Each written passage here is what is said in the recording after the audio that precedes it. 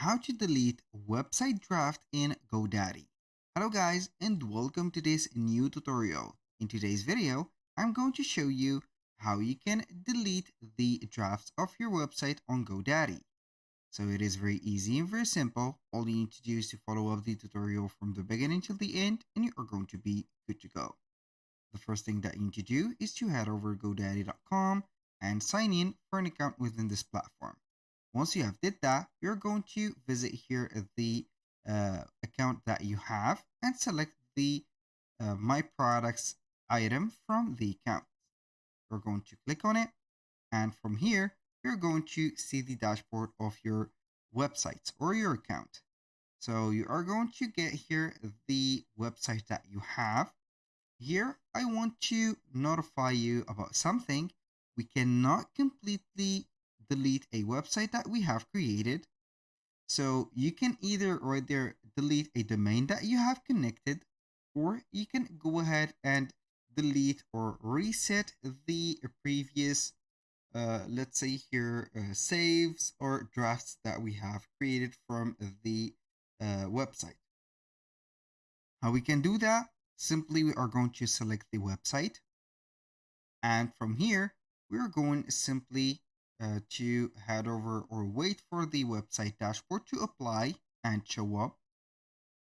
Now we are going to see normally the website is going to be here draft. I'm going to click on publish site. So our website will be published normally. And this will create a draft for that website as a right there, a saving file. So let's say that we have made a lot of modification and we have a lot of drafts. I'm going to let you see here how we can find those drafts. Now we are going to click on the settings at the right side of the screen. And from here, we are going to see the basic information, social media links, favicon, get found on Google, and site history on the site profile. You're going to select site history, and here we have the drafts of our website.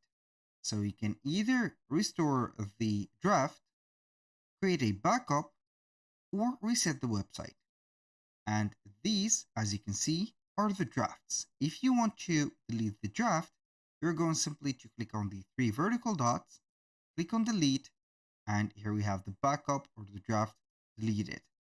We can also restore that backup or this draft, as you can see here.